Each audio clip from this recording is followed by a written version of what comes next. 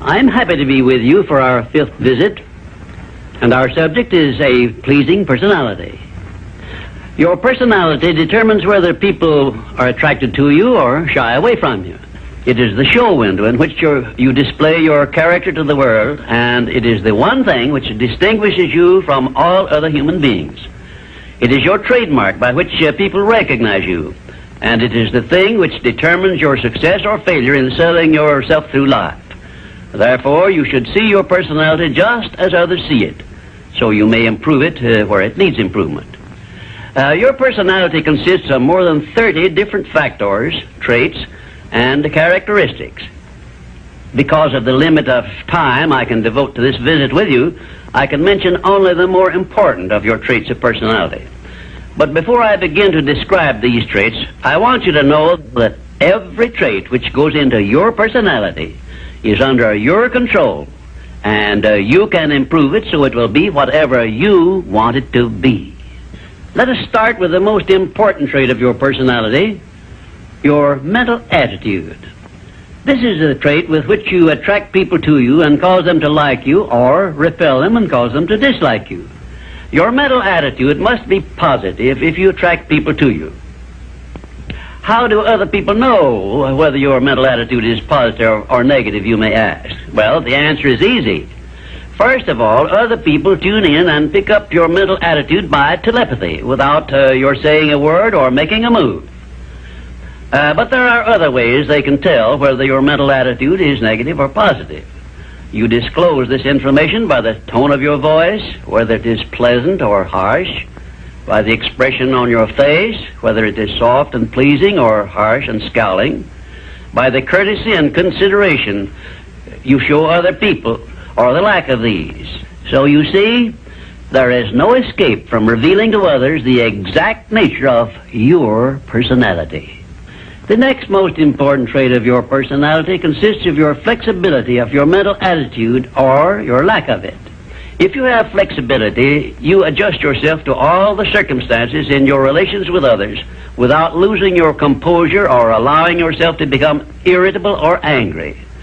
Just remember, if you have flexibility of your mental attitude, it will be impossible for anyone to make you angry or to irritate you without your consent or cooperation. Now, this is worth knowing, isn't it? You cannot control the actions of other people which might justify you in becoming irritated by them, but you can control your reaction to all such circumstances by exercising your trait of flexibility. And you will observe that all people in the higher brackets of success have this flexibility, and they do control their reaction to the influences of other people. The third most important trait of a pleasing personality is the ability to control and direct your emotion of enthusiasm.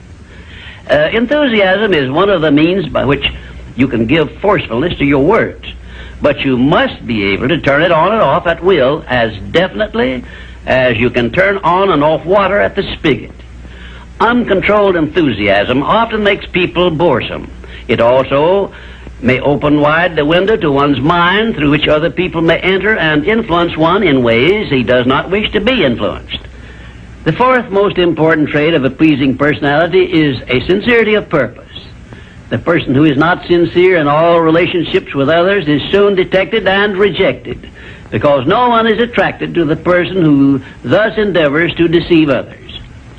Sincerity is one quality of character which cannot be successfully faked, not even by the most astute rascal or the most efficient actor, because insincerity evermore carries with it some warning sign which other people recognize. You have only to go back into your own experience with insincere people to prove the truth of what I have stated. There are 26 other important traits which give one a pleasing personality, but I do not have time to give them to you in this visit. Now let us turn our attention to some of the common habits which destroy a pleasing personality.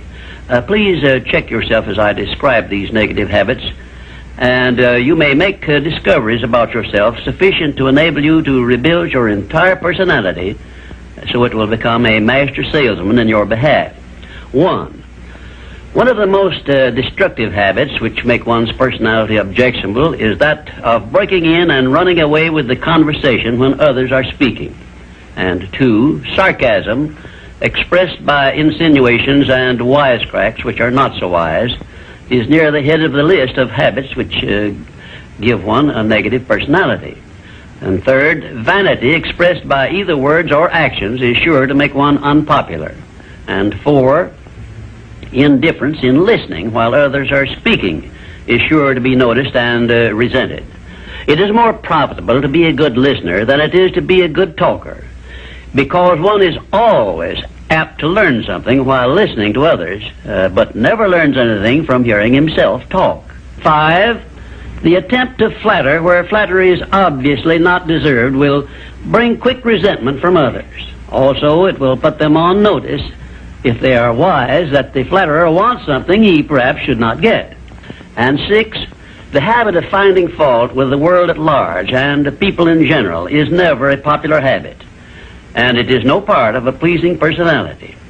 It is far better to direct conversation to the circumstances and things which are right than to complain of those which one believes to be wrong. And 7, one of the very worst habits which destroy a pleasing personality is that of openly and directly challenging those with whom one may not agree, where there is no obvious reason for doing so, except the desire to be on the opposite side. And 8, the habit of volunteering unsolicited advice to others who have not requested it can make one an intolerable bore. Free advice usually is considered to be worth just what it costs, which is nothing but the patience with which to listen to it. And 9, the habit of speaking of one's physical ailments, worries, and personal problems may be tolerated by others, but this habit will never make one welcome or pleasing. If you wish to make yourself welcome in your relations with others, manage to talk about things which interest and concern those to whom you are speaking. You will never be boresome to the person to whom you are speaking of himself and the things which interest him, a truth which all master salesmen understand and respect. And 10, the habit of endeavoring to convey an impression of superiority through the use of words and topics unfamiliar to others is a surefire destroyer of popularity. If you wish to sell yourself to others successfully, you must negotiate with them on their own level through terms which they understand. And 11, envy of those who are successful is a trait which destroys a pleasing personality. The truly great men and women have all been known to be generous, sympathetic, and joyous in connection with the good fortunes of others. And 12, slovenliness in body, posture, and in clothing never attracts but always repels others. Clothes make not the man, as has been said, but they surely give him a mighty good start if they are appropriate and properly worn. Carelessness in body carriage and posture is immediately traceable to a negative mental attitude. If you are free from these 12 common habits which make one unpopular, you probably have a very pleasing personality. There are 5 other negative habits which make one unpopular, which I have not had the time to mention. Remember this, please. If you are not liked by other people, you may be sure there is a reason which you can detect and correct. It is unnatural for one person to dislike another without a cause. Before you can make full use of the master key to success, you will need to make your personality pleasing. This will require courage on your part and honesty with yourself. A pleasing personality stands near the head of the list of assets which make one truly rich. I was impressed with this truth many years ago when I heard Andrew Carnegie say that he paid his right-hand mastermind ally, Charles M. Schwab, $75,000 a year for the services he rendered directly. But he often gave Mr. Schwab a bonus at the end of the year of $1 million for the influence he exerted on his associate workers because of his pleasing personality. You see, therefore, Andrew Carnegie, who has been said to have been the greatest judge of men this nation has ever known, placed a value on a pleasing personality of more than 10 times as much as he valued the personal services of his right-hand man. Perhaps this will give you a clue that may help you up the market value of your personality. And now, until we meet again, may I wish you health, wealth, and peace of mind.